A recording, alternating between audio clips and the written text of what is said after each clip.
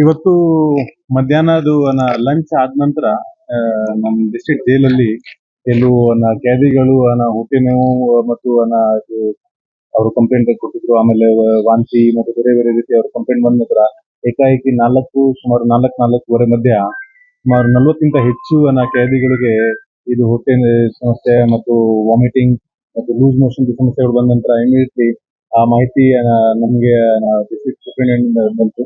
Immediately ನಮ್ಮ ಅಧಿಕಾರಿಗಳು ಸ್ಥಳಕ್ಕೆ ಭೇಟಿ ಕೊಟ್ಟು ಅಲ್ಲಿ ನಾವು ನಮ್ಮ ಪೊಲೀಸ್ ವ್ಯಾನ್ ಮತ್ತು ಜೈಲ್ ವ್ಯಾನ್ ಮುಖಾಂತರ ಎಲ್ಲ ಈ ಖೈದಿಗಳಿಗೆ ಇಲ್ಲಿ ವೆನ್ಲಾಕ್ ಹಾಸ್ಪಿಟಲ್ ಶಿಫ್ಟ್ ಮಾಡಿದ್ದೀವಿ. ಇಲ್ಲಿವರೆಗೆ ಸುಮಾರು ಒಂದು 45 ಜನ ಖೈದಿಗಳು ಇಲ್ಲಿ ಅಡ್ಮಿಟ್ ಆಗಿದ್ದಾರೆ.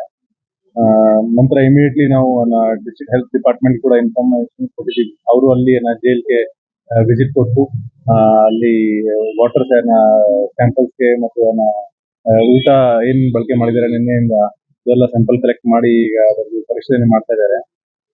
ಪ್ರಾರಂಭಿಕ ಮಾಹಿತಿ ಪ್ರಕಾರ ಜೈಲಲ್ಲಿ ಇದು ವೆನ್ಲಾಕ್ ಹಾಸ್ಪಿಟಲ್ ಅಲ್ಲಿ ಒಬ್ರು ತುಂಬಾ ಸೀರಿಯಸ್ ಇದ್ದಾರೆ.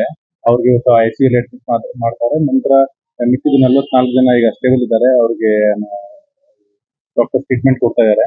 ಆದ್ರೆ ಇನಿಷಿಯಲ್ ಇನ್ಫಾರ್ಮೇಶನ್ ಪ್ರಕಾರ ಇವತ್ತು ಮಧ್ಯಾಹ್ನ ಅಥವಾ ಅರ್ಲಿ ಮಾರ್ನಿಂಗ್ ಫುಡ್ ಅಲ್ಲಿ ಮೇ ಬಿ ಕಂಟಾಮಿನೇಷನ್ ಇರ್ಬೋದು, ಇಶ್ಯೂ ಇರ್ಬೋದು. ಅದರಿಂದ ಈ ಫುಡ್ ಪಾಯ್ಸನಿಂಗ್ ಸಮಸ್ಯೆ ಆಗಿದೆ. ಬಟ್ ನಾವು ಸಿಟಿ ಪೊಲೀಸ್ ಇಂದ ನಾವು ಎಲ್ಲರಿಗೂ ಈಗ ನೋಡ್ಕೊಡ್ತಾ ಇದೀವಿ ಮತ್ತು ಭದ್ರತೆ ವ್ಯವಸ್ಥೆ ಕೂಡ ಮಾಡಿದ್ವಿ.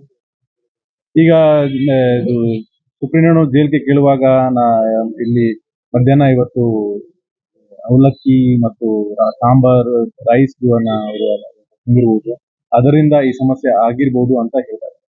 ಸರ್, ಎಲ್ಲ ಮಿಕ್ಸ್ ಆಗಿದೆ ಅಲ್ಲ, ಕೆಲವು ವಾರ್ಡ್ಗಳಲ್ಲಿ ಮಾತ್ರ ಆಗಿದೆ.